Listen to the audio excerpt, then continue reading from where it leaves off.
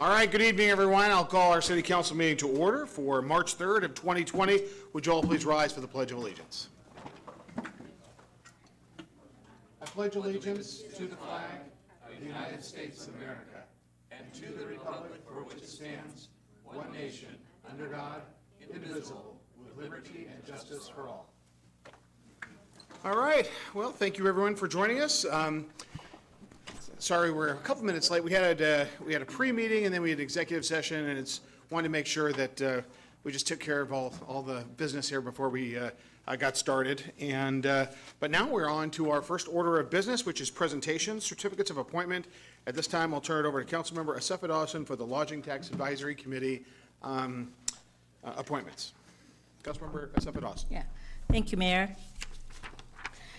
I would like to invite Naomi Tilford, if you're here, to the podium to accept your, no, you're not here, okay. I guess that's it. So thank you very much for applying, and for, if you're watching this, thank you for applying, and thank you for willing to serve on the Lodging Tax Advisory Committee. So we welcome you wholeheartedly. Thank you very much.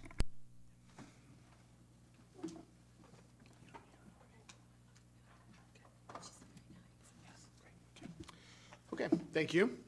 All right, the Human Services Commission, Councilmember Kochmar. Thank you very much, Mayor. I'd like to invite the following individuals to come to the podium to accept their certificates of appointment to the Human Services Commission. These are Catherine Festa, Catherine Scanlon, Tony Pagliocco, Vivian Alexander, and Joseph Franco.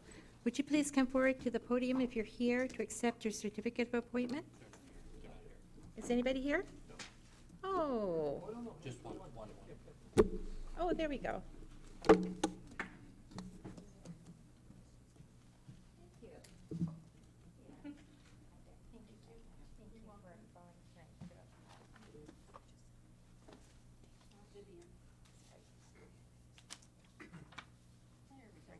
Hold just a minute. We're going to get a picture with you. Okay. Wait. Hold on. We got it. Thank you. All right, thank you. Nobody knows where to do the fist bump, the elbow bump, the shoulder bump, the head nod. Okay, we'll figure it out. To each his own. All right, Arts Commission, Councilmember Kochmar. Thank you very much again, Mayor. We have two individuals to be appointed to the Arts Commission, reappointed, Karen Brigado and Kenny Byrne. Is anybody here from those? My goodness. Okay, well, thank you, Kenny and Karen, for volunteering to serve on the Arts Commission. Thank you very much. Very good. Some citizens practicing social distancing. Just different terminology we're going to hear a lot about. Okay, Mayor's Emerging Issues. I'd like to recap my State of the City address last Thursday, February 27th. It was great to see so many people. It was really, I know the council was there, the city staff was there. You know, what had really started out as an idea to really share with the public what's going on has really blossomed into something special. We had probably 65 different community tables that were present. We had a crowd approaching of about 700, somewhere in there. It was a full house, and it was great just be able to. I think actually I was a little surprised because we were doing some pictures afterwards, and we had the singers and some of the students, and I came out into the lobby afterwards, and I don't think I've ever seen the lobby that full before. And it was great just to see that really the community engaged in that kind of discussion and real interaction. So it's becoming a great event for really the community to come together, talk about the future of the city, and it was my honor to give that State of the City. So anyway, and I'd just like to thank the staff who really obviously does the hard work, and the council for all of their hard work to make a lot of that possible, and then my office manager, Kathy Arndt, who did the Prezi. That's what they call the slideshow, who just does a phenomenal job every year. So it was great, and it was good to see all the community, many of the community members there. Okay, we're going to have a neighborhood connection meeting, and right now we're planning it for March 26th at Adelaide Elementary School, and that'll be at 6 p.m. But let's, that's subject to see how some of this thing goes with the coronavirus issue that we've been talking about. So right now, March 26th at Adelaide Elementary School, neighborhood connection. It's an opportunity for a town hall meeting. And we've had some of these online meetings that would be good to get out in the community. But we're gonna reevaluate on Monday, this coming up Monday, to see how this is going. A lot of events are sort of subject. So just put a bookmarker down there for March 26th. Okay, we have got the city council special meeting for interviews to appoint the council member position that was vacated by Councilmember Johnson, who's now the representative in our district, one of the two. And for position number 2 on Saturday, we get started right at 8 a.m. And all of the interviews and the whole thing will be recorded, but it'll be aired after the whole thing is over. We want to make sure that we have a level playing field for all the candidates, because we've got 19 separate candidates, and all of them are going to be interviewed, and it's going to be a great process, and we're looking forward to a robust process that should be an all-day affair, starting 8 a.m. here at Council Chambers. So all are welcome to attend. Let's see here. We've got, I've been talking a lot about what we refer to as filing and disposition standards of the King County Prosecutor's Office. I led a delegation of South King County mayors and police chiefs at the Tukwila Community Center, where Dan Satterberg and his top staff met with us, and we discussed our concerns in regard to filing standards and things that are going on with the filing of felony cases and juvenile cases in our community. And I'll be leading follow-up meetings. We had, not only was Dan Satterberg there, but his chief of staff, Lisa Mannion, as well as Jimmy Hung, the head of the Juvenile Court Division in his office. Jimmy Hung, who heads up Juvenile Department. Wyman Yip, who is the head of the Regional Justice Center, newly appointed, because Dan Clark is now the chief criminal deputy for the King County Prosecutor's Office, and he was there as well. So it was great to see a delegation of that nature from our King County Prosecutor, who clearly took our concerns seriously. We're going to have multiple follow-up meetings. One of the things that I stress and that I talk about here at the city with regard to our crime numbers is that the multiple of anecdote does not equal data. And it's important that we approach this from a data perspective, but also discuss key cases that we're concerned about, and making sure that justice is done in our community and countywide. So there's been a significant concern with the South King County mayors that are represented in the Sound Cities Association. And so our executive director of the Sound Cities Association was there as well. So that meeting was last Monday. It was very productive. We're going to have a follow-up meeting probably next month. And I'm going to be, as a former county prosecutor, I gotta squeeze that into. For 19 years. For 19 years, exactly. I gotta squeeze that into every, exactly. And so, the joke is, you guys, I try to squeeze that into every meeting, apparently.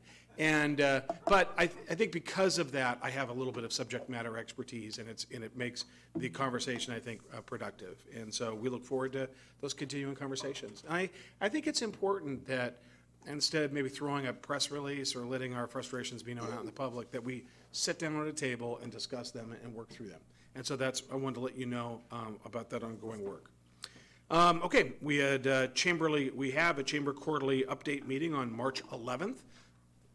That'll be next Wednesday, and that's a great opportunity for folks to come and see what our business leaders are talking about, and I'll be giving a presentation about what's going on. That is my mayor's issue. I do want to say, actually, with regard to the coronavirus issue, we'll be giving, myself and Ray Gross, our emergency manager here at the city, will be giving an update at the Chamber of Commerce luncheon tomorrow. In this very chamber, this past Saturday, we actually had a meeting here filled the room, the seats for the most part, and we had also our partners with the school district and Dr. Campbell, our superintendent, and the deputy superintendent, Dr. Danny Pfeiffer, along with our newly minted chief of the fire, South County Fire, were present as well, along with some of his leadership. And the three of our local governments jointly discussed, along with several members of the city council in these chambers, discussed the coronavirus and the status as it was back on Saturday. Obviously, this is something that's changing hourly, if not daily, if not hourly. And I'm not going to recite the news that we heard earlier today, other than to say this is something that we are monitoring very closely. The Federal Way Mirror has done a very good job of covering this issue, and there have been updates.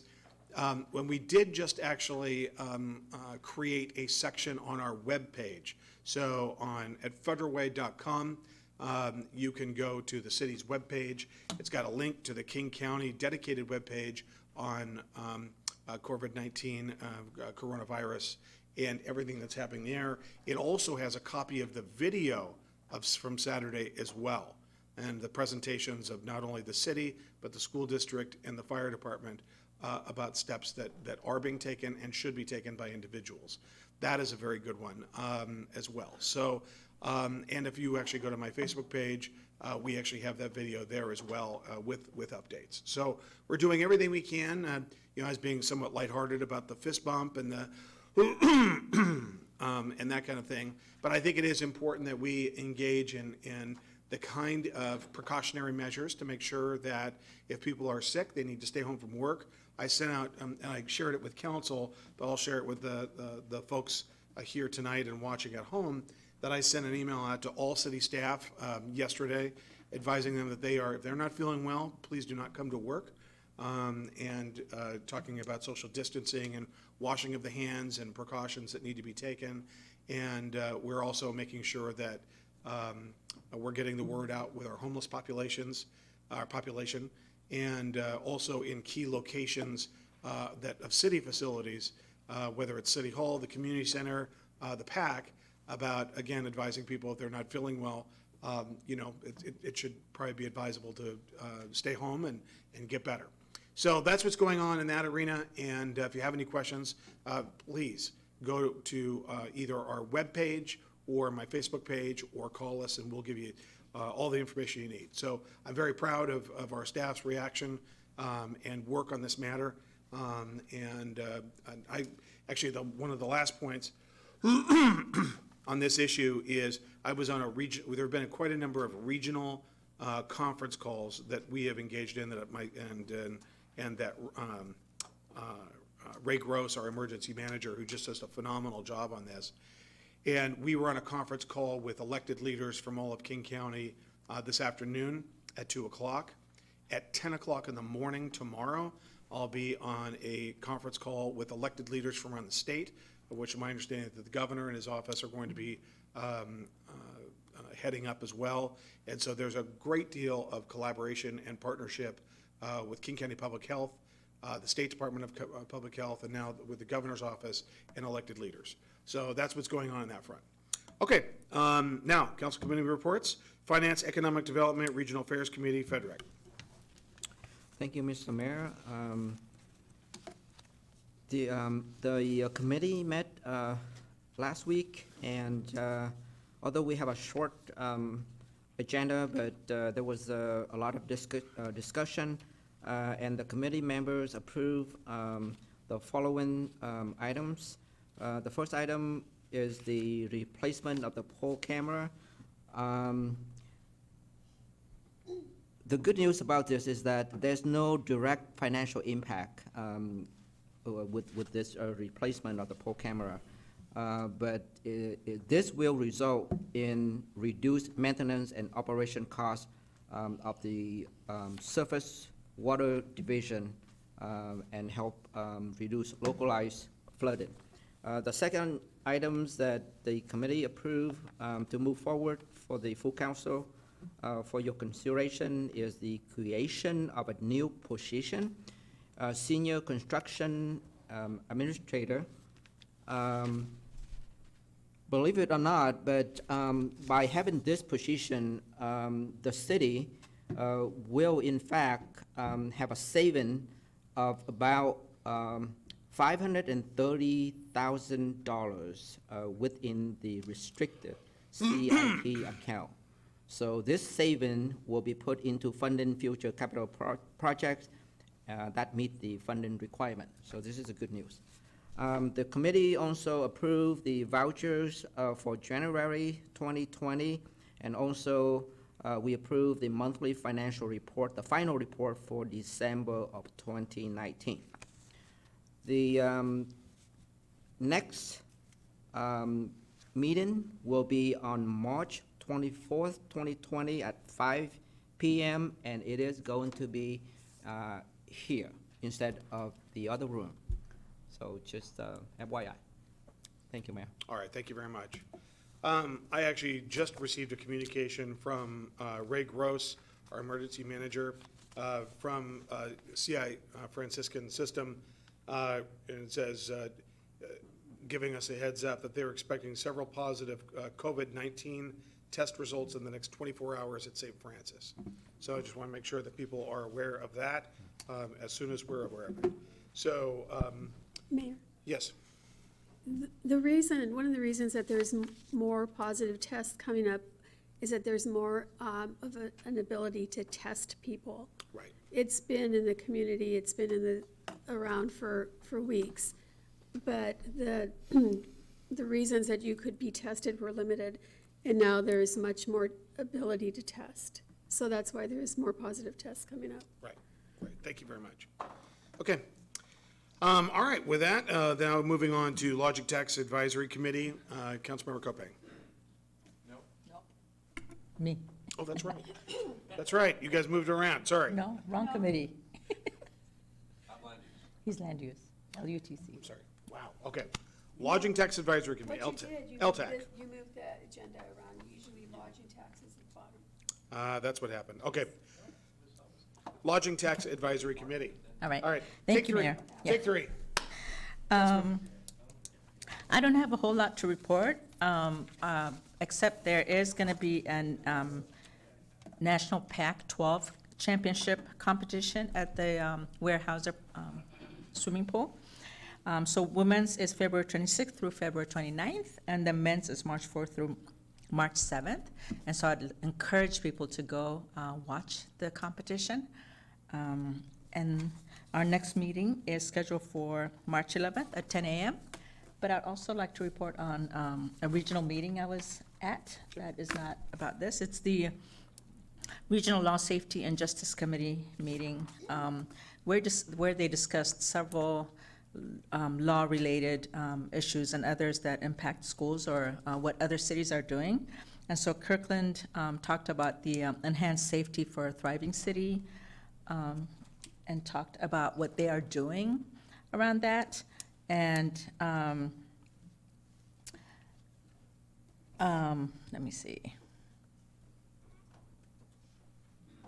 Oh, and one of the things that was discussed was having, whether or not to have uniformed officers in schools. And City of Kirkland has chosen not to have uniformed officers. However, they are protected, and this is to build a relationship with the students rather than them being a force that they should be afraid of. It's rather for the students to have this person around in their community who also is there to protect as well as be a resource for them. And so that was something that was broadly discussed at that meeting. And yeah, that's my report. All right, great. Now, Land Use and Transportation Committee. So Okay. I think we had LTAC versus LUTC, so. Yes. Okay, yes. Land Use and Transportation. Totally understandable. Okay. We had a 3-hour meeting last night, which was a long time, but I think it was a very productive meeting. Although one of the members of the community that was here said, "That's 2 hours I'll never get back." So, oh well. But for people that really like policy, and I think as council members, it's something we certainly enjoy. It was a very interesting meeting. We did have the just one highlight. Not going to go through the whole list. But we did get the 2020 asphalt overlay program approved in committee, so that'll be coming through to the consent agenda for approval on the 17th. We're also working on I don't know how many of you have been at Dash Point and 47th, which is actually, 47th is an extension of Hoyt Road, but we're looking at the potential of putting a compact roundabout there to replace the T. That's not the safest intersection in our city, probably one of the least safe, and I think that would be a good improvement. So definitely looking at some strategic things. Another thing that we're looking at, which would definitely improve tax revenue for the city if it was to occur, would be the annexation of a small, about a 10-acre or 12-acre parcel of land across the freeway. Kenworth is very interested in bringing in both a repair facility and a retail facility for their trucks.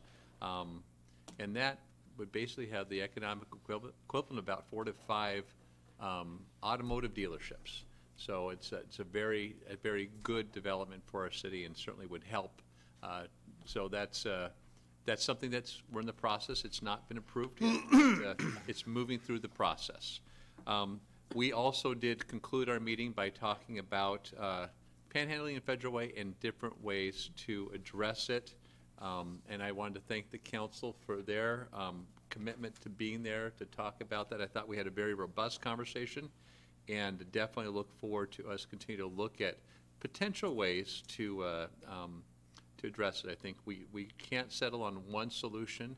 I think it's going to take multiple solutions, and I think that there was enough issues brought up last night as far as potential challenges that we have some good points to look at going forward to continue to move forward on at least looking at potential solutions to address panhandling, which is something I think members of the community have been concerned about. So anyway, that's the conclusion of my report. Thank you. All right, thank you. Parks, Recreation, Human Services, and Public Safety Committee. Councilmember Carr. Thank you, Mayor. Very short report. We will have our next meeting on March 10th. That's next week. We're going to be talking about the Mirror Lake Park Playground Replacement Equipment, 2021 Human Services Work Plan, the 20 to 21 Diversity Commission Work Plan, and then the 2019 Program Year Consolidated Annual Performance and Evaluation Report. And I'll have especially on the 2019 Program Year Consolidated Annual Performance Report, I'll have that report for you at the next meeting. Thank you very much. All right, great, thank you. All right, and now the PIC, the Regional Committee's report of the Sound Cities Association. Councilmember Moore. Thank you so much, Mr. Mayor. Our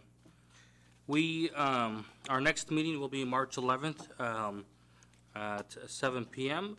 At the Renton City Hall. We'll be talking about plenty of regional issues, and I'm grateful that we've taken action on the regional homelessness issue.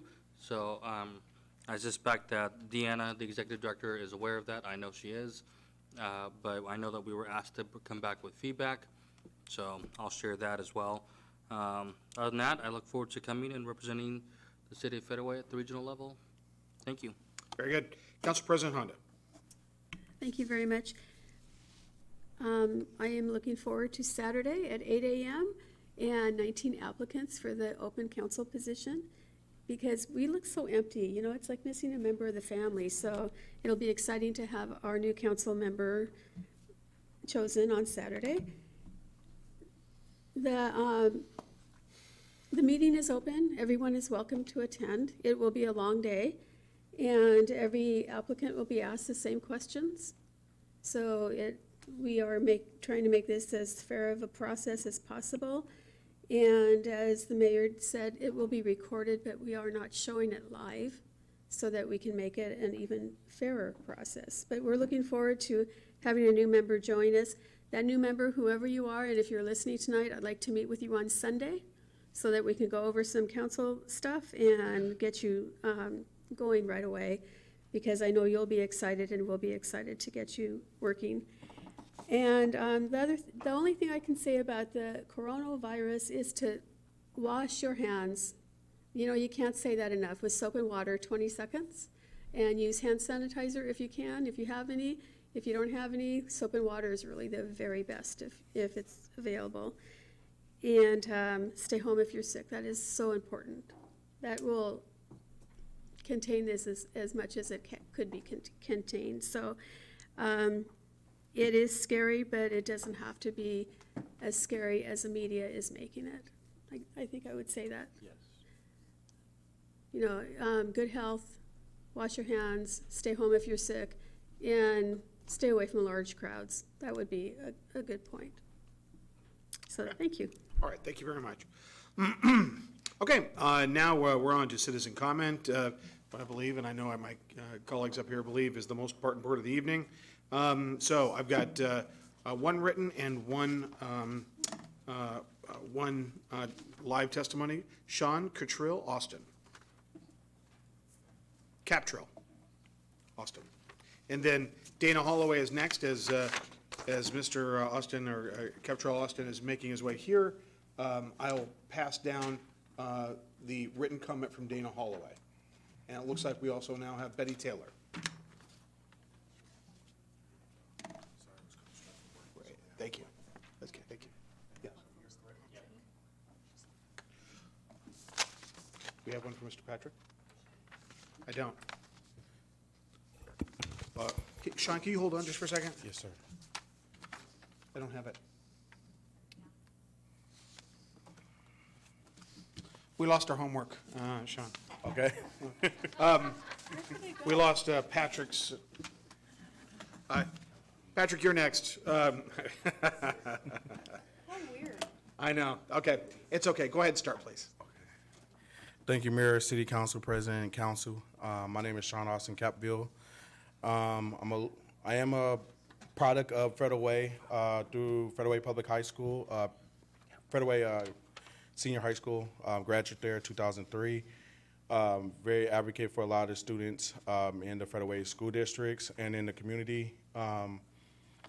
I've coached basketball here at Decatur for a couple years, Todd Beamer a couple years, and then assisted at Federal Way when need be for the basketball team. And currently, right now, I'm working at the Federal Way Boys and Girls Club, another kid coming back to the club. So got to see some of you guys at the State of the Union meeting. And the reason why I'm here today is basically asking how I can work with the city in regards to two things. One is funding or budgets or grants, or if there's any other ways to get support for a AAU team, basketball. And the reason being is we have a lot of our players that's come out of Federal Way, Washington, that goes to other cities and play on other programs, and then they go on and move on from there. And it waters down the community for our students and our players, and we don't get enough recognition when these kids go on to the next level, whether it's collegiate, professional, or if they're just coming back to coach. And when they're going to the other communities, now it's like, hey, well, what about Federal Way? You guys came from Federal Way, but we don't have that. So I'm looking, my program, Federal Way Future Stars, I just took it over. This is my second year running the program. It's been in the city of Federal Way for 15 years. So we're the second longest AAU program here in Federal Way. Our main goal is to get the kids to school.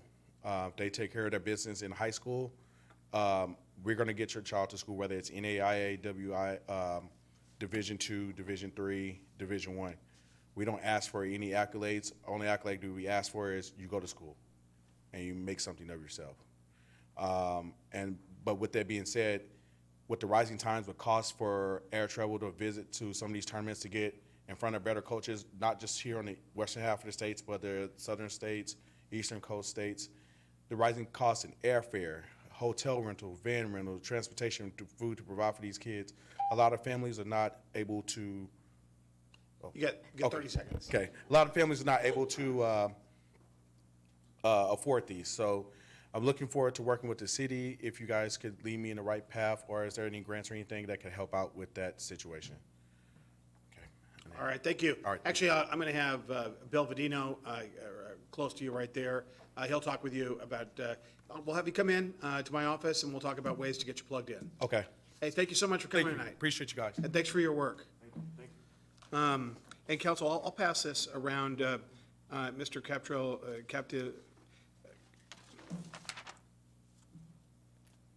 Crepville, gosh, Glasses. Capville, Austin, has provided us with some information. I'll pass that way and that way as well. Okay, Craig Patrick, we found your pink sheet. Okay, good evening, Mayor Farrell, Council President, council members. I want to say happy Irish Heritage Month. Aaron Gobra, salute. And I just want to talk about the State of the City address. It was nice to see that new businesses are coming in, some established businesses to bring in more retail. I really like the analogy of stars and bars, bars and stars. A lot of times we go driving around Federal Way, and for better or worse, we see some businesses with bars on them. I got a friend who has a tattoo place. He's had to put bars on his shop because it's been robbed a few times.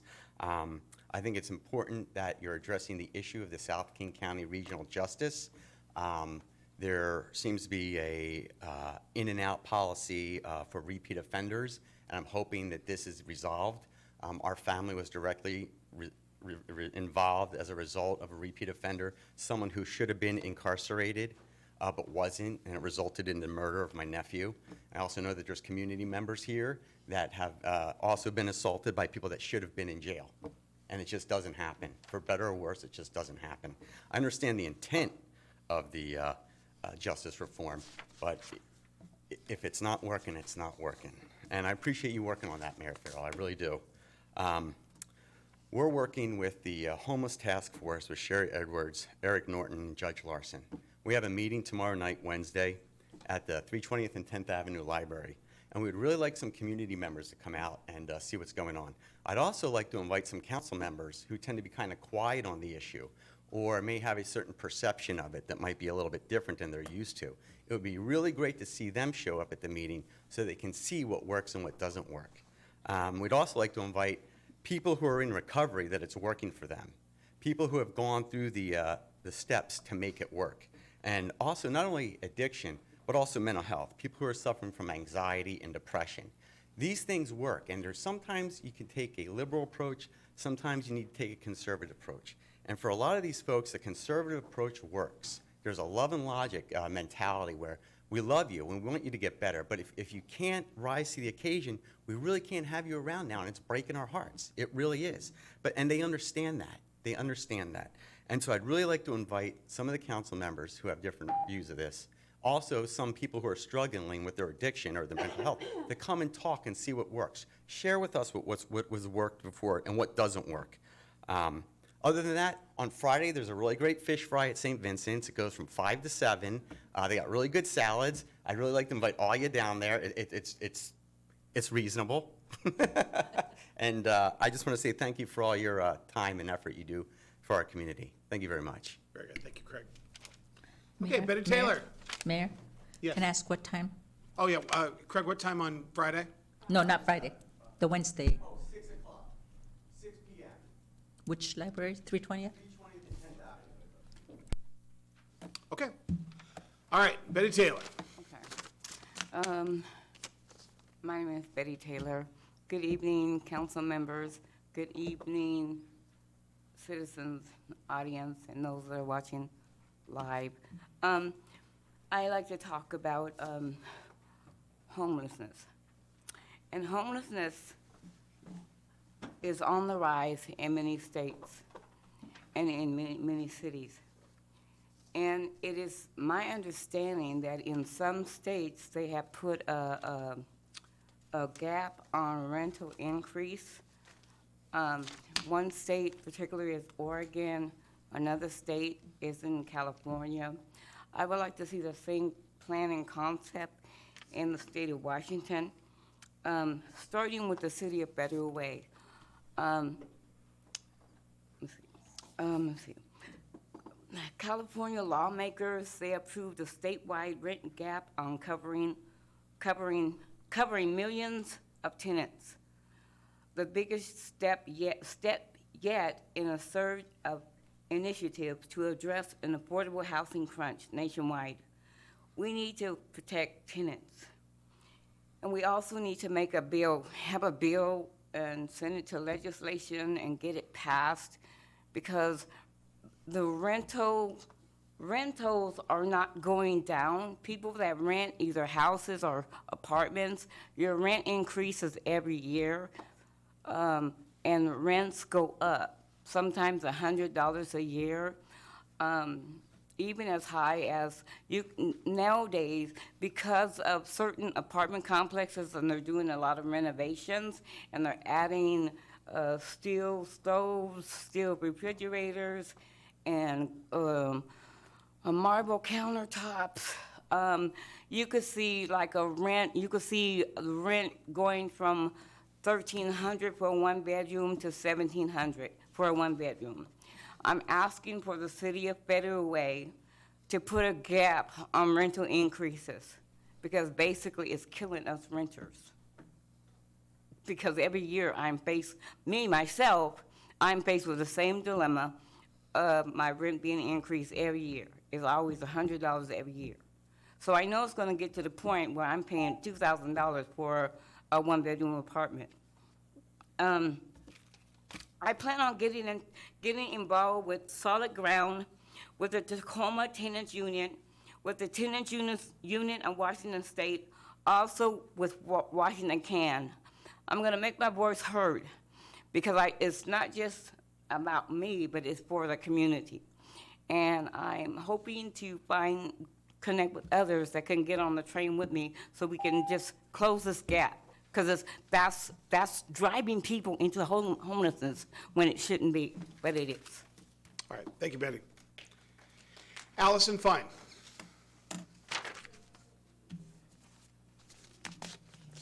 Hi, good evening, Mayor, Council President, and Council. I think anytime Betty Taylor says she's going to get involved with an organization, they better watch out. I also think she hits it on the head that, our homelessness issue is really a housing issue. I think that's the bottom line for most people. And then I think that there's obviously a co-occurring mental health and drug usage issue that goes along with it. But that's not what I came up here for. I actually just came to say, Mayor, I think you did a great job. I know that people don't always want to hear the facts, and I think that when situations hit really close to home, it's hard to hear like the reality. I also appreciate that in a city that's growing the way that we are looking at the future and the long-term plan, as well as what we're doing right now.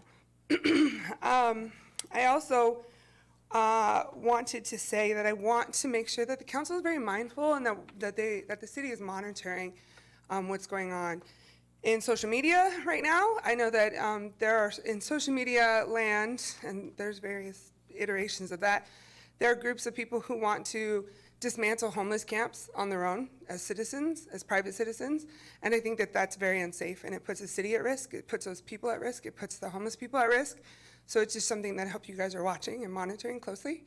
And more than anything, I want to know where the flag is on 320th, because people have been asking about that. I'll tell you about it. So a lot of people have been asking in different, again, iterations of social media. So I was like, I'm just going to ask when I go to council. So I really mostly want to just make sure that we're being concerned about everybody involved. I think that neighbors wanting to get together, and I've participated in that same coalition that Mr. Patrick was talking about, and I think it has great potential to do amazing things.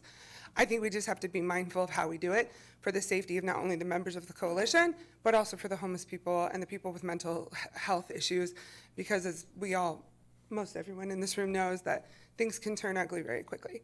Yeah. And I also thank you in advance for everything that you're going to have to do on Saturday, because it's going to be a very long day. So tell us where the flag is, Mr. Mayor. You bet. So, Ryan, was it the last day of the year? EJ, do you recall what the exact day was? And I'll explain. It was in January. I can get the date. I don't know off the top of my head. Okay.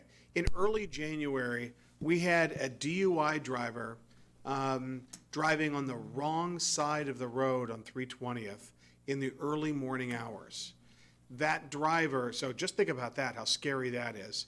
In the early morning hours, we are so lucky this individual did not hit an oncoming car.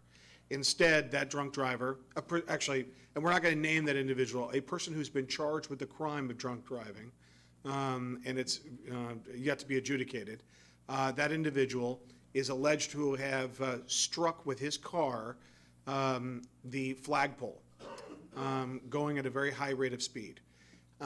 It did a great deal of damage to his car, and the police found an individual behind the wheel that was still in the car. So as a result of the damage that was done from that DUI, from that collision, the pole in our testing and consideration has been compromised to the point where it needs to be replaced. I know. So we did a lot of testing on it. We worked on, it's added as a permanent item now, well, not so permanent, but until it's resolved, to the management agenda every week. There was some social media, we put out a post on this, so at this point, the person is charged in Federal Way Municipal Court with the crime of drunk driving, a DUI, and we will be seeking restitution should a conviction occur. And in the short term, we'll have to cover this with our risk management funds to be able to go about this. Ironically, we were talking about the Land Use Committee meeting that was on, this item was on the agenda at last night's meeting because we're going to need authorization, and we got council committee approval.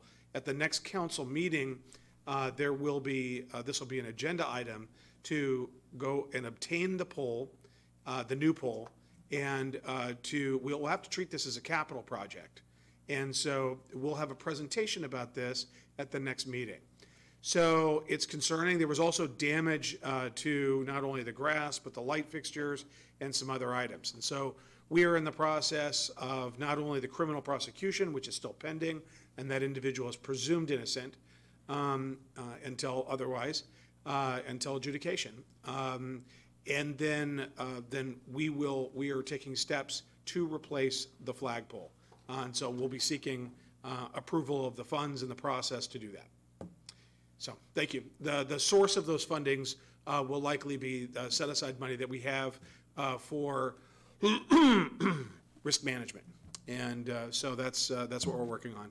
We're going to get that flag up as soon as we can. If we put Allison, actually, if we put the flag up now, there would be a serious danger of the pole being pulled over.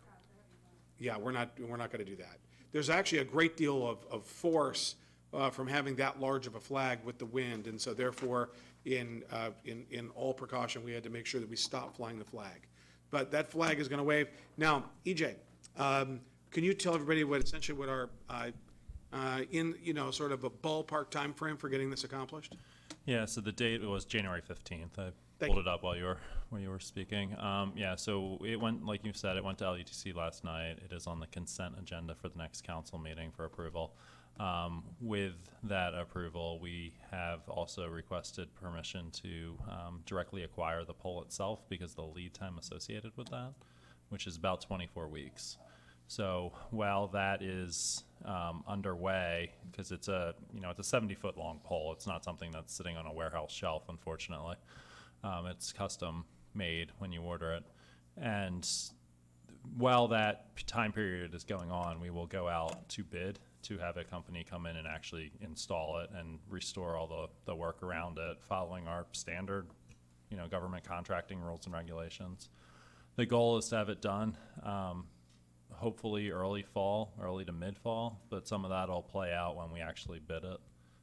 So that's kind of 24 weeks is the lead time for the pole, so it will not be shorter than that. So, Okay. So we're in March now, so we're talking September yeah.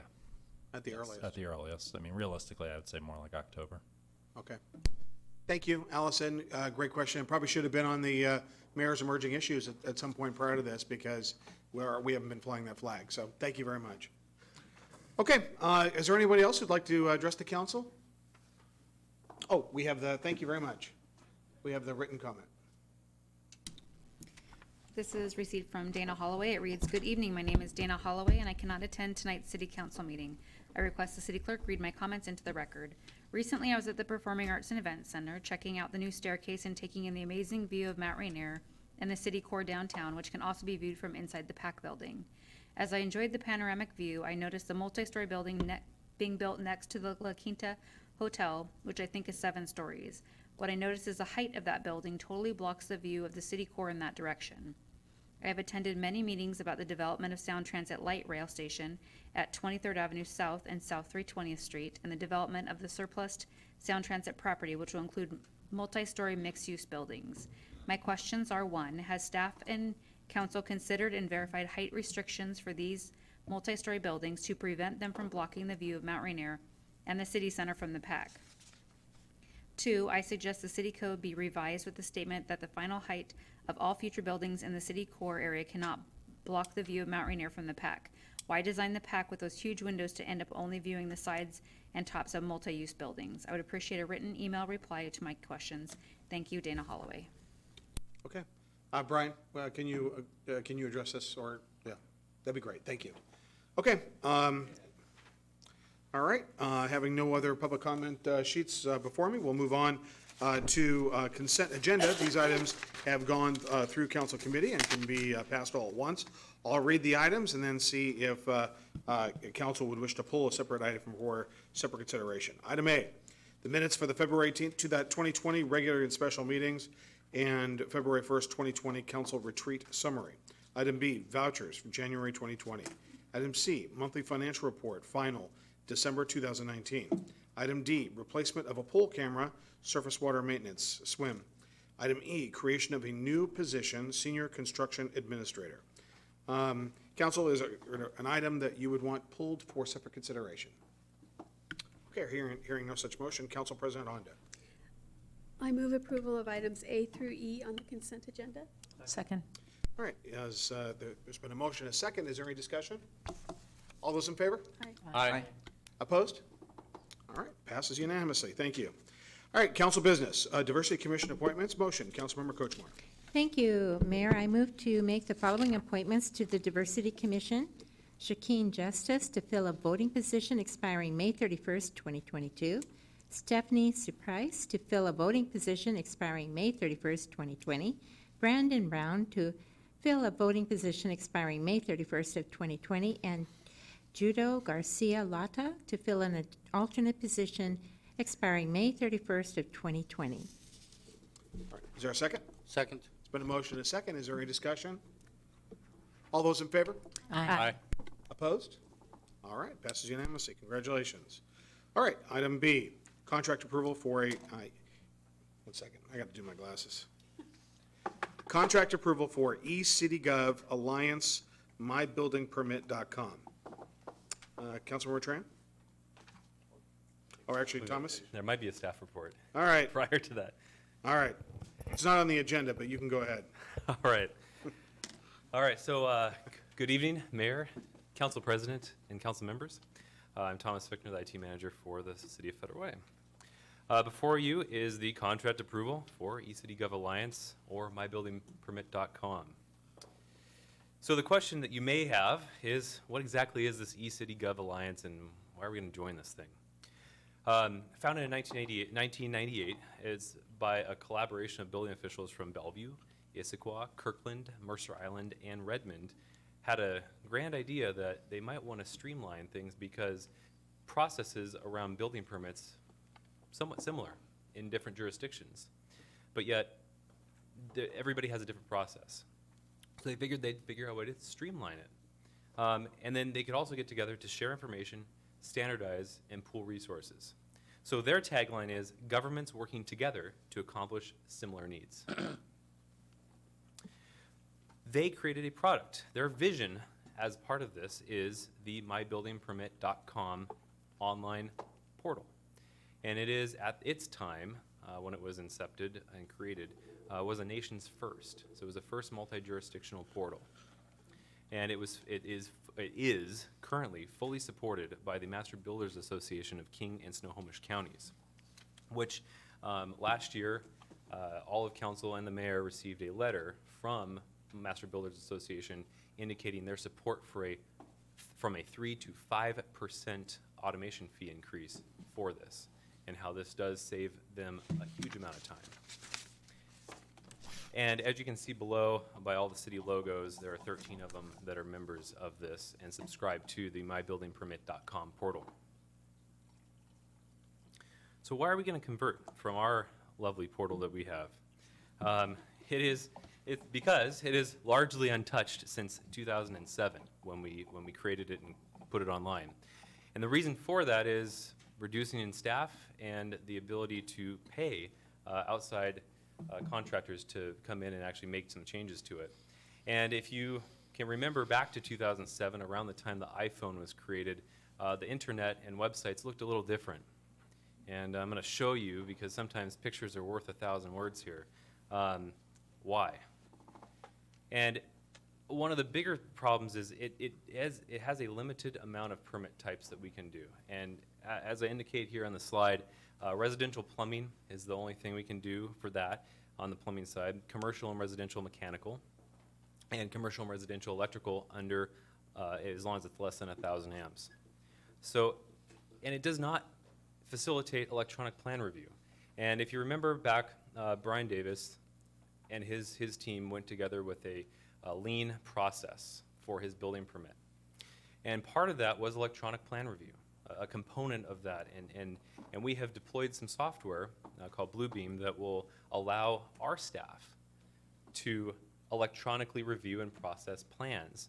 But the mechanism or the way to facilitate getting those plans from the architect or contractor, the applicant, to city staff and then back for comments and review, it's not there.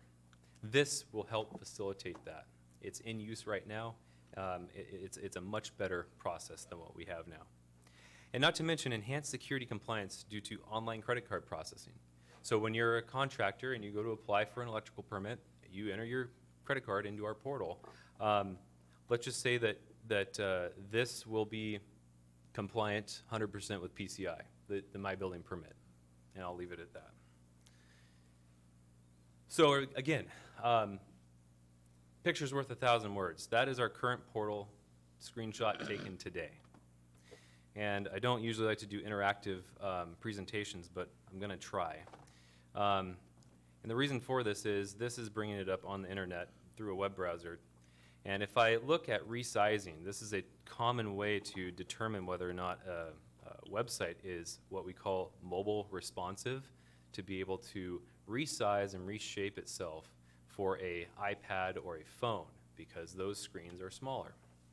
Well, if you take a look, ours doesn't really do much of that. So it becomes more cumbersome to use even on a mobile device. The mybuildingpermit.com portal, if you do the same, you can already see that the browser is responsive. It fills the screen, and then you can see how, very similar to other websites, you've got the little hamburger menu in the corner you can click on, and it responds. So it is mobile friendly, which is a very big benefit as we move forward with technology. So you're probably asking, what does this cost? Well, there's some components to this, and we're going to get into the nitty-gritty, but this is an overview. So for mybuildingpermit.com, there is a one-time setup fee. There's an annual subscription fee. There is also, we have to, for that payment component, we use PayPal, PayFlow Pro as a service, and that's My Building Permit has already put a connection into it, and that's what they use. That's for the online credit card processing. The Amanda permitting system that we have will need a module that will integrate into My Building Permit, and there is also a one-time purchase price as well as an ongoing maintenance for that. So the mybuildingpermit.com costs specifically, to get in the detail of that. The subscription, and this is a direct quote from the contract, is based on a 5-year rolling average of the historical permit revenue actuals to determine a jurisdiction's percentage share of the total My Building Permit expenses. And historically, it's been 2% for many, many, many years, with some exceptions to that permit revenue, and I'm going to show you here in a moment. And then there's a one-time integration setup cost not to exceed 10 grand. So the building permit types, and we basically calculate all of the revenue for all of these different permit types, including the development permit types as well, right-of-way, site plan, etc. And we exempt things such as mitigation or impact fees. You know, we don't need for parks or schools, roads, etc. So we don't include those. So what that looks like, and I got a better slide that's not as condensed as this. This shows you the overall revenue. And this is estimate 5-year average permit. We're still working with finance to get the exact details, but it's not gonna change much. If anything, it'll probably decrease a little bit. This is a better way to look at it. So if you look at the left of the chart, you've got years 14 through 19.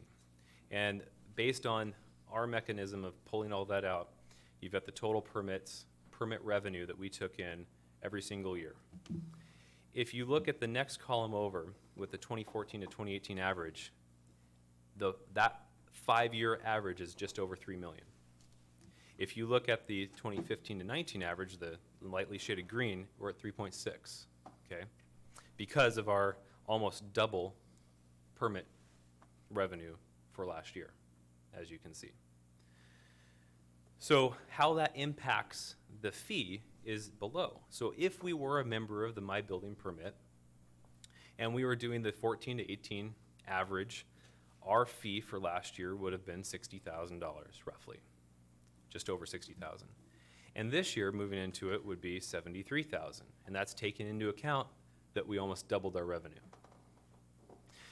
So remember, I said about My Building, or Master Builders Association supporting our 3 to 5% automation fee increase. Well, that's kind of showing you, as we move further to the right on that column, what we would collect. And the reason I highlighted the 204,000 and 340,000 is if we were to have charged 5% last year, that would show you the difference between a 3% automation fee and a 5% automation fee. And you can also see that that would have more than covered the cost of My Building Permit. So this is a long way to try and show you the detail and the mechanics around how this is funded and what we would be paying on an ongoing basis to show that we will be able to afford it on an ongoing. We have a sustainable revenue source with those automation fees to be able to pay for this. As I mentioned, there are some additional costs. PayPal PayFlow Pro is a payment gateway. There's a $99 setup fee, $25 a month, and 10 cents per transaction. And we will be able to use our existing Elevon payment processor, which is important for finance. They don't like using a lot of different payment processors. Sometimes we have no choice, but in this case we do, and it will work. And then, as I mentioned, there's to integrate this whole system with our permitting system on site, there is a one-time $39,600, and that's the next item up for your approval tonight as well. And then an ongoing $6,600. And that is to integrate My Building Permit with the city's Amanda permitting system. The good news is both Bellevue as well as Snohomish County are Amanda agencies. So they've already paid, they've already developed that integration. So it's basically just kind of flipping the switch for us, which is a good thing. Makes things easier, faster, and cheaper. So again, the benefit recap, where are we at? Streamline permitting processes for both the customer as well as city staff. That's a win. It provides a familiar interface for developers and contractors. If they already have a login to the system because they do business in any of those other agencies, they don't have to create another login, another username and password to remember, which is a huge deal. So there's 13 other jurisdictions we would be joining. Support for additional permit types that we can do online, as well as facilitate the electronic plan review, going back to that whole lean process. That's a big win for our city staff as well as our customers. Again, not trying to underline the secure component of this, it will provide a secure portal for online transactions, what is ever important and critical in this day and age. And then it's also paid for by our 5% automation fee, supported by the Master Builders Association. And it's also, the whole portal is maintained by eCity Gov Alliance, not City IT. So it's one less thing that we have to worry about. So this is a win all the way around. So that's the end of my presentation. Are there any questions? Councilmember Kochmar. Thank you very much, Tom. Very informative. So I understand very beneficial for our staff, I can see that. What I'm wondering, now with the developer, time is money, and the same goes for maybe a citizen who wants to build a garage on their property or some, and what I hear all the time is how long it takes to get a permit. So can you tell me how much time this might save for an average permit? That would probably be a better question. I would tell you that they're going to save time, regardless. Especially, they don't even have to make the trip to City Hall a lot of times to deliver the plan sets. But Community Development Director Davis might have a better idea of what the time savings would be. Yes, thank you, Councilmember Coachmore. Thomas is right. It's going to save the customer time just from having to come to City Hall. It's going to save time from the moment they bring in if they were to bring in a paper copy to the counter, it has to get logged in the computer. It's got to get routed to my department, to EJ's department, to South King Fire, which is a physical journey to accomplish. All that's going to be saved. The actual review time is likely going to be the same, but it's just the distribution and the routing is going to be basically non-existent. Okay, and is Lake Haven going to be included in that? Yes, they will. Okay. Council, any other questions? Council President Honda. Thank you. It sounds awesome, and I'm very excited. Are there any, it just sounds amazing, but are there any things that are of a concern with you with using this? We didn't do it 10 to 15 years ago? Okay. I mean, all seriousness aside, we've tried to vet it a lot, and it's the biggest barrier to entry before was the cost. It had to do with the total revenue, and we weren't collecting those automation fees the way that we are now. And it really wasn't until Brian Davis stepped up and said, no, this is ridiculous. We're giving away services for free. They need to charge for it. You know, city staff is working, and we're not charging. We were paying, I think at one point, $25, I believe was the flat fee for automation fee. It's compared to a percentage. Mm-hmm. You know, that's a big difference. And so I think that was the biggest barrier to entry, because this definitely came up back when we did our own portal. As far as other gotchas, it doesn't sound like it's gonna have any red flags. It doesn't or any other things that's gonna create more work. It's gonna streamline process. It's gonna give staff a single portal that they can work in. It's gonna give our contractors a single portal they can work in. Facilitate plan review, electronic transfer, more security, which is always a good thing for us. It takes workload off of us. I mean, the only other thing is that we have to buy that additional module for our permitting system, so there's an ongoing support cost to that. But again, we've factored that in with that with the automation fee. And also, both Brian Davis, myself, and Adelaide have worked together to kind of reclaim those permit automation fees into a fund specifically for this type of process or these type of projects, where before it actually was going into general fund. And so it's one of those, it was frustrating for us because we couldn't, we were collecting this money, but yet we couldn't put it back into the system. So thinking through it, working with Brian and his staff, as well as the My Building Permit staff, long answer to your question, but I don't think there's going to be a bad thing or a gotcha. Good. So if it passes, when would it start? That's a good question. So the first hurdle was to get it passed, to get you guys to review the contract and move forward. The second component, we're working with finance right now on getting all of those fees identified, but they couldn't start their processes on the My Building Permit side until they have council full agreement that we're going to move forward and become a partner city. So that will move forward, and once we begin this process, which will start after this, if it should pass, probably looking at 4 to 6 months, Okay. and then we'll be online. Thank But you. that is dependent on our staff time too, kind of reviewing, because there is some workflow components that we need to make sure are ironed out. Okay. Thank you. Councilmember Dawson, then Councilmember Tran. Thank you, Mayor. Thank you, Thomas. If you go back a couple of slides,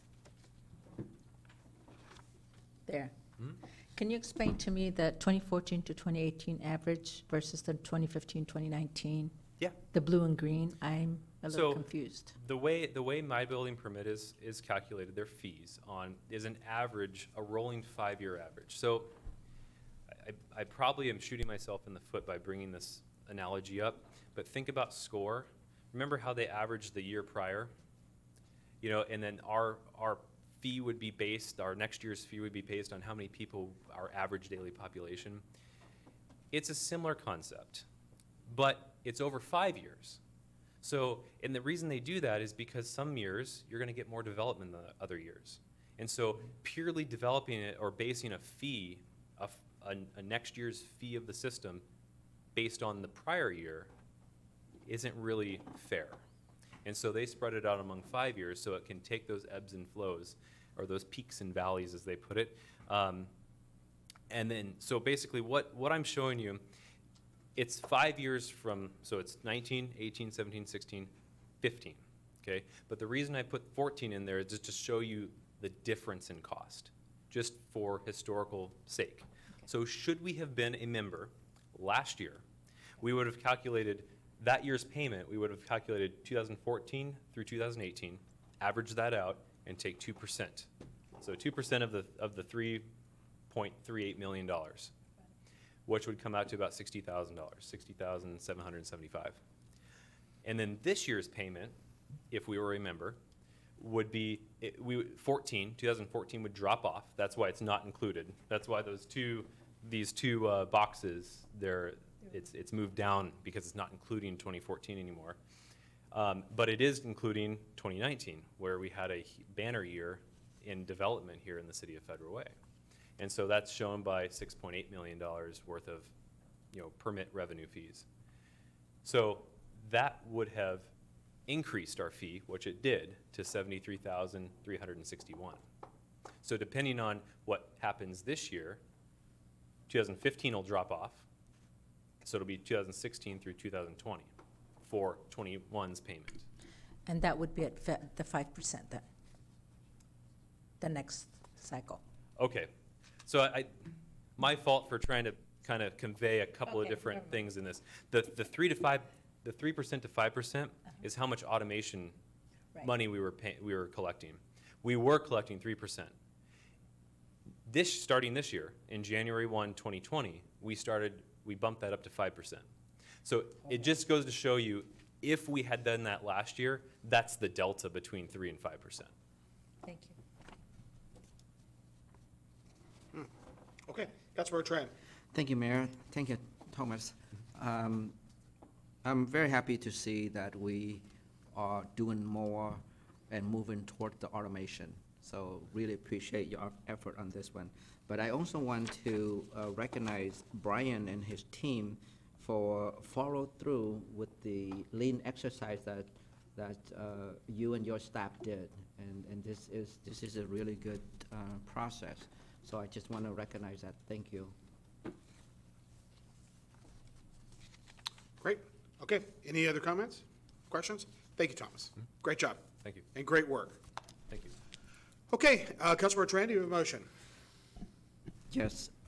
Mr. Mayor, I move approval of the proposed subscription agreement with the E-City Golf Alliance. Second? It's been a motion and a second. Is there any discussion? All those in favor? Aye. Aye. Opposed? All right, matter passed unanimously. Great job. Thank you. Yeah. What she said.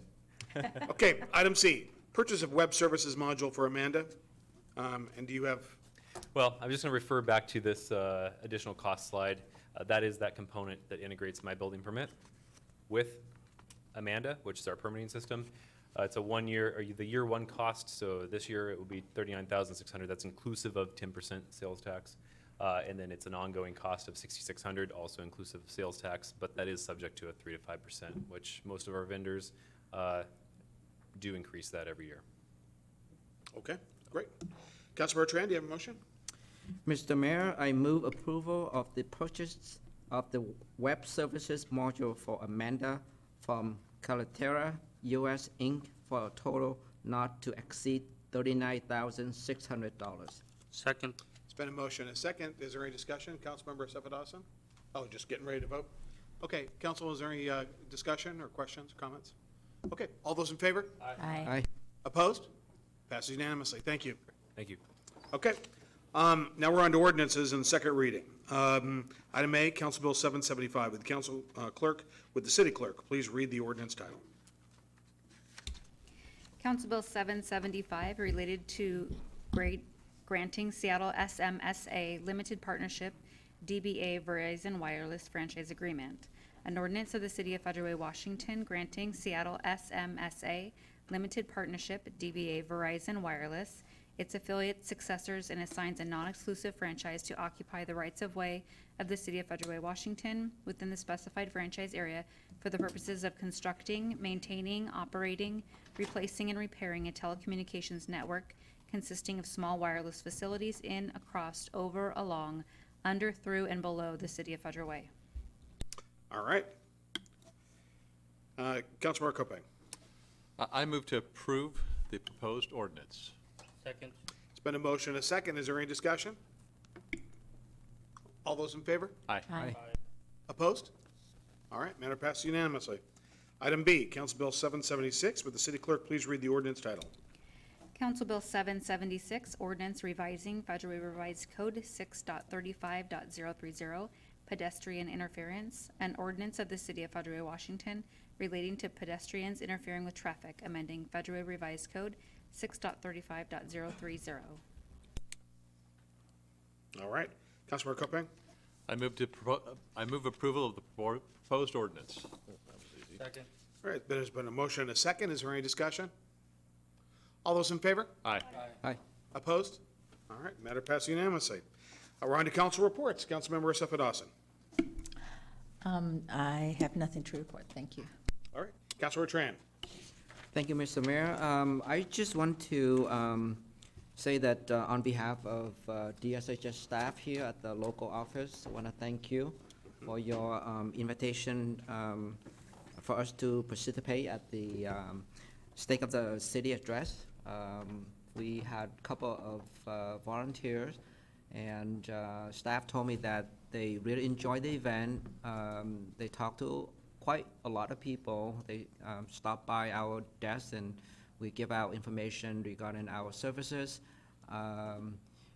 Even the mayor was super busy on that day, but he made time and came to our table so that staff can take a picture with him. So did council president and council members. Coach Mar was stopped by our table, and we took a couple of pictures with them, so we really thank you for that. I want to share with you and the public a couple of things. The first thing is regarding the coronavirus information.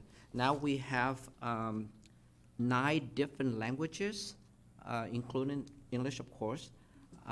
We have Vietnamese, Spanish, Somali, Russian, Korean, Amharic, and Chinese simplified, and also Chinese traditional. So I want to give the credit to the Public Health, King County, Seattle, and King County Public Health for make this available. Also, the CDC also issued this, they call it a management decision-making matrix to help managers at different organization, agencies, private sector, to make the decision how to determine risks for your employee.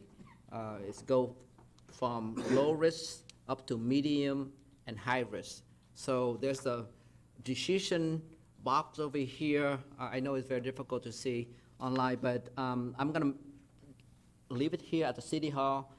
Maybe I can give it to the Human Services Yep. Division. Please. And we can make that available to the public.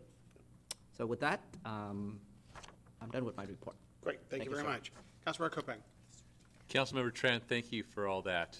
Really appreciate it. I think that's an important resource. And I think the good news is that all of that information also applies to preventing the flu, which is actually the more serious of the two things for us to be concerned about. I think unfortunately had six deaths related to the virus in Washington, but nationally we've had 17,000 deaths based on or from the flu itself. So again, it's old news. We kind of forget about that, but I tell you, the truth is we really do need to take care of each other and make sure that we're maintaining good practices. So this is a great reminder for us, and I think obviously it being raised to the coronavirus being raised to the high level it has, really, I think, just emphasizes the point that this is certainly a season for that. I did see a meme that was pretty humorous. It was a poor Corona bottle in the corner of the refrigerator with every other condiment back to the other side. I'm glad that we can laugh about things. But anyway, I also wanted to say I had a great meeting with Andrew from the Sound Transit. I know Sound Transit is doing I think, a good job keeping the council informed, and I know they're planning to have multiple meetings. But again, I think that, Sound Transit is, I think, really making some efforts to be very proactive in communicating, and I hope it seems listening to what our concerns are. So the proof will be in the pudding, but it's certainly, I'm encouraged by the level of interaction that I've been able to have with them and the responsiveness they've appeared to be demonstrating in that process. So that concludes my report. Councilmember Moore. Well, geez, Mr. Mayor, now I want some pudding after that. But I will say that, Sound Transit, our community is going to be really transforming quite a bit, and there's going to be plenty of opportunities that come with it. And as much as there are frustrations with Sound Transit, what I appreciate is the service that they offer, which is, it's going to support working families, it's going to support people with disabilities, and giving them a sense of independence, and it's connectability, from Olympia to wherever, or whatever. And I think that part, I look forward to that, and there'll be many, many opportunities that comes with that when it arrives here in Federal Way in just less than, I believe, 5 years. So that being said, I will say that I wanted to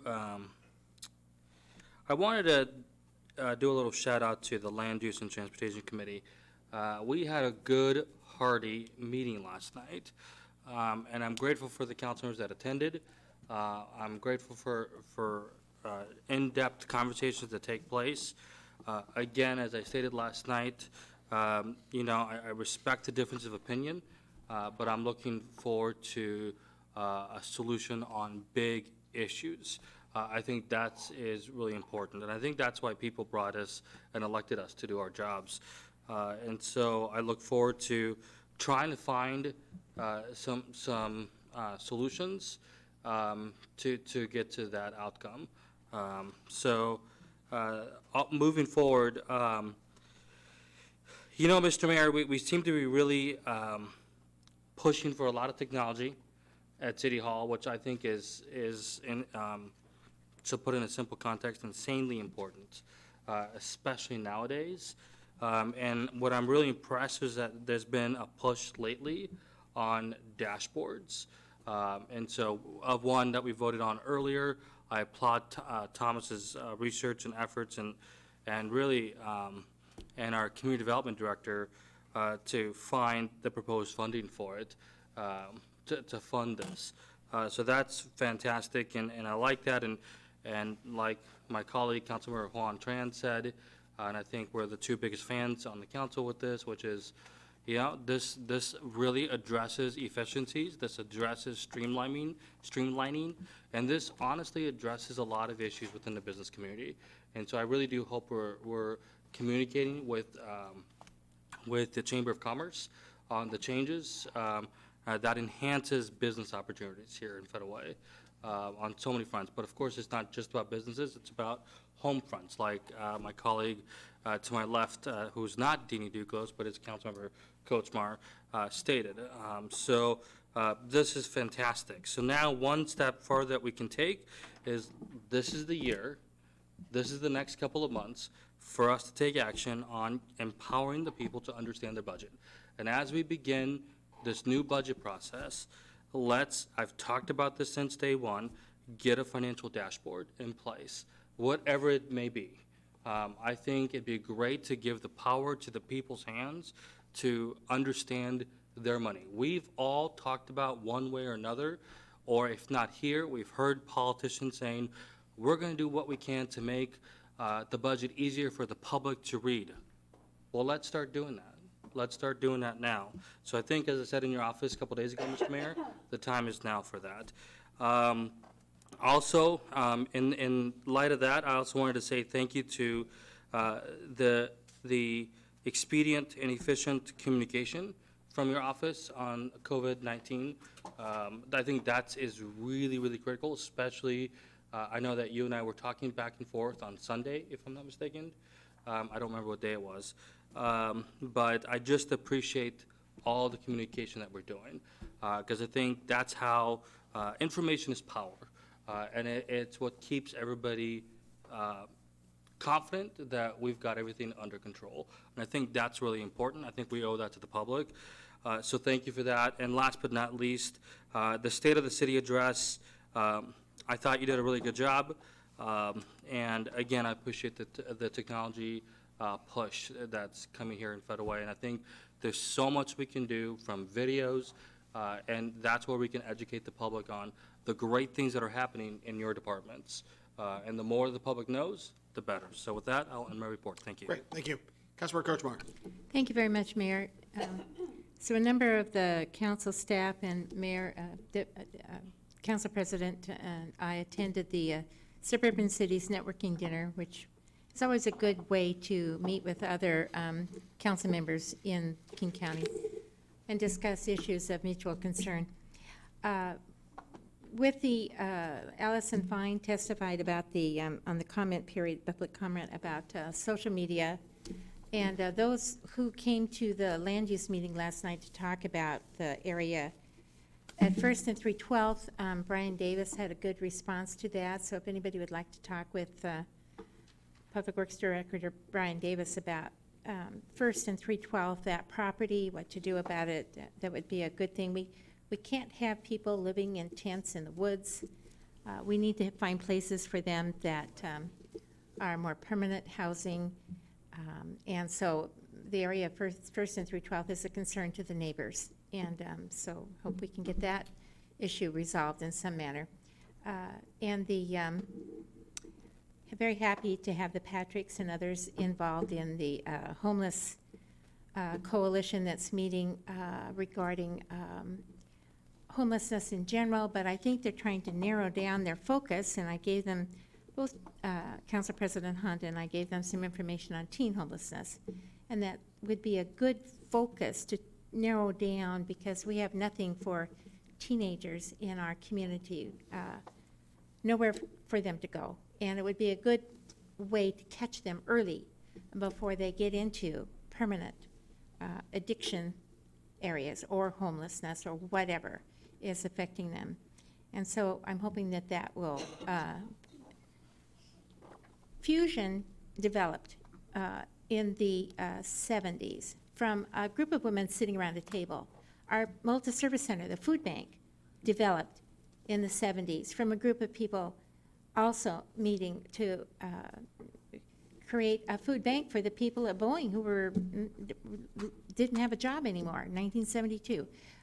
The people down in Auburn met around a table to talk about youth homelessness, and that's where Auburn Youth Resources, which is now called Nexus, that's how that started. And that's 40 years ago. And we still have those issues we have to deal with, but here we have people meeting around a library table trying to solve issues in our community, and I really commend them for that, and I commend everybody who's getting involved in that. And so thank you, Mayor. Thank you. Council President Honda. Thank you. On Saturday, my husband and I attended the junior ROTC drill event at Liberty High School. And we're pretty fortunate in Federal Way that we have two high schools that have a junior ROTC program, both Todd Beamer and Federal Way High School, and it's an Air Force program. Federal Way High School did really, really well. They got a number of first places and are moving on to the division drill meet in about 3 weeks, and Beamer also received several awards. And the most amazing thing about that was that the cadets had to get up at 4 o'clock in the morning to be there at 6 o'clock in the morning, and we didn't leave there until after 6 o'clock at night. And during the entire day, they kept between physical activities,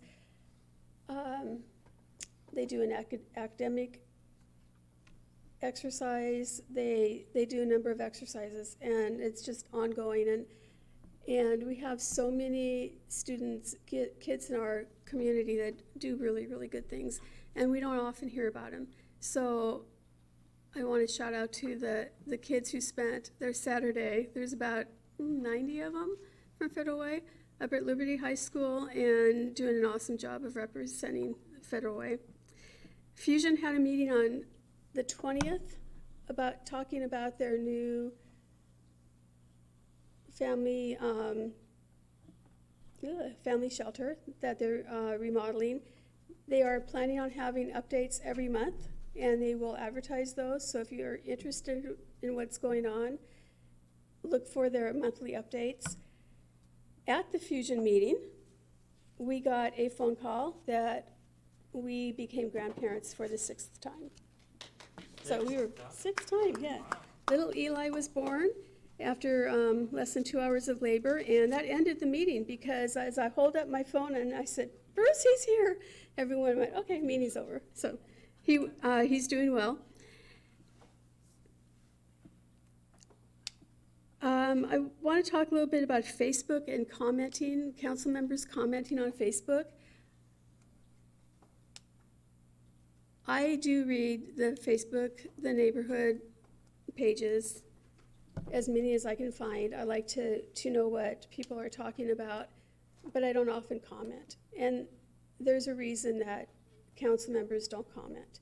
If there are 3 or more council members commenting, we are breaking the law, because that means that we're having a meeting on Facebook. And so sometimes I'll make a comment, and if I do, I'll say, I think I'm the first council member commenting. It's not really protecting me, but I kind of think it is, because if there are 2 other or 3 other council members that have commented and I don't see their comments, we're in trouble. So yes, we are reading the comments on Facebook, we are following it, but please don't expect council members to respond. It puts us at a very dangerous thing to do. We don't want to break the law, we don't want to get in trouble. So, but you can send us emails, and we can respond to you by email. Margaret Clark, who has worked for the city for 29 years, retired last Friday on the 28th, and I just want to say thank you to Margaret for her service. The city's 30 years old, so she was here for almost the entire time, and she's an awesome woman. I really appreciated her helping me understand land use issues, and I hope she has an amazing, amazing retirement. And today is also my grandson's 7th birthday. He may still be up, and so happy birthday, Owen. I know that you got a little brother for your birthday. You might not be too excited about that, but at least he wasn't born on your birthday. And we are looking forward to Saturday, so we hope that if you're interested, come and listen. It'll be a great day. Thank you. Okay, and just to let everybody know, we actually had a meeting with our with Fusion and our planning department, actually with Brian today, to talk about their plans and their timelines, and we're working on that to make sure that's as seamless as it can be. Okay, with that, we are adjourned. Thank you.